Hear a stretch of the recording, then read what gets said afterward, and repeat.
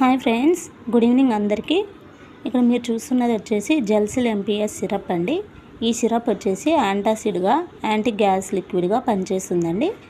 First of all మెయిన్గా తెలుసుకోవాల్సిన విషయం ఏంటంటే, ఈ సిరప్ను మనం తాగే ముందు కన్ఫామ్గా ఈ విధంగా షేక్ చేసుకొని తాగాలండి. అంటే షేక్ వెల్ బిఫోర్ యూజ్, ఓకేనా. ఈ సిరప్ వచ్చేసి ఒరిజినల్ మింట్ ఫ్లేవర్లో ఉంటుందండి. దానివల్ల చూడండి, ఒరిజినల్ మింట్ ఫ్లేవర్. దానివల్ల మనకు ఈ సిరప్ కడుపులోకి పోగానే కడుపులో మంట అనేది తగ్గి చల్లదనం అనిపిస్తుందండి. అంతేకాకుండా చాలా టేస్ట్గా ఉంటుంది. ఇక్కడ షుగర్ ఫ్రీ అని ఉంది కదా, దానికి అర్థం ఏంటో తెలుసా అండి? షుగర్ ఫ్రీ అంటే ఏం లేదు, షుగర్ పేషెంట్స్ కొన్ని స్వీట్ తాగితే షుగర్ ఎక్కువ అవుతుంది అలా భయపడతారు కదా, టానిక్లు ఏవైనా తీయగానే ఉంటాయి కదండి. కాబట్టి షుగర్ ఫ్రీ మెడిసిన్ అనేది షుగర్ పేషెంట్స్ కోసం అండి. అంటే షుగర్ పేషెంట్స్ ఎలాంటి భయం లేకుండా ఈ సిరప్ను తీసుకోవచ్చు, ఓకేనా.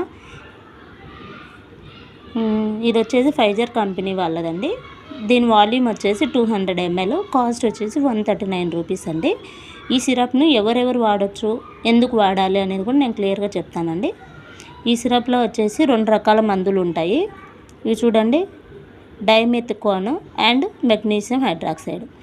ఇవి మెయిన్గా మన బాడీలో పనిచేసి మన ప్రాబ్లమ్ని సాల్వ్ చేస్తాయండి.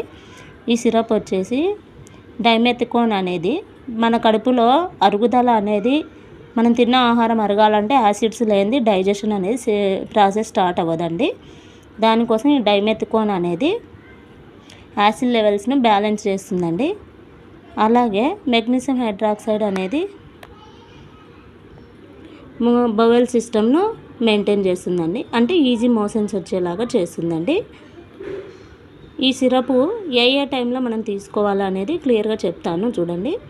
ఈ సిరప్ వచ్చేసి మనకు కడుపులో బిర్రుగా పట్టుకొని ఉబ్బరంగా అనిపించినప్పుడు, లేదా తేంపులు రావడము, గొంతులో మంట కానీ నొప్పి కానీ, ఛాతిలో మంట, అరుగుదల లేనట్లు అనిపించడము, మోషన్ సరిగా రాకపోవడము, ఇలాంటి ప్రాబ్లమ్స్ ఏవి ఉన్నా కూడా ఈ సిరప్ను తీసుకోవచ్చండి. షుగర్ పేషెంట్సే కాదు, ఎవరైనా కూడా ఎలాంటి భయం లేకుండా ఈ సిరప్ను వాడవచ్చండి. కానీ ఈ సిరప్ డోసేజ్ వచ్చేసి రోజుకు 10 mlకి మించి వాడకూడదండి. రోజు మోతాదు 10 ml. దీన్ని మెయిన్గా ఎలా వాడాలంటే, బ్రేక్ఫాస్ట్కి ముందు పరగడుపున ఒక ½ an hour ముందు ఈ సిరప్ను కానీ ట్యాబ్లెట్స్ను కానీ తీసుకోండి. మంచి రిజల్ట్స్ అయితే ఉంటాయండి. ఇక్కడ చూడండి, మనకు సిరప్ ఇష్టం లేని వాళ్ళము ట్యాబ్లెట్స్ని కూడా వాడచ్చండి. ఇది also available in tablet form అని రాశారు కదా, అలాగా ఆల్సో అవైలబుల్ ఇన్ ట్యాబ్లెట్సే అంటారు కానీ మింగేవి కాదండి, సప్పరించుకోవాలి. ఈ రెండిట్లో ఏదో ఒకటి మీరు వాడుకోండి. దీనివల్ల డిసడ్వాంటేజెస్ వచ్చేసి, ఈ సిరప్ని మనం తీసుకున్నప్పుడు ఎవరికైనా హెవీ హెడేక్ కానీ, కళ్ళు తిరిగినట్లు అనిపించడము, అలాగే వాంతులు, మోషన్స్ అనేవి ఎక్కువగా అయినట్లయితే దగ్గరలో ఉన్న డాక్టర్ని కానీ ఫార్మసిస్ట్ని కానీ విజిట్ చేసి సలహాలు తీసుకోండి.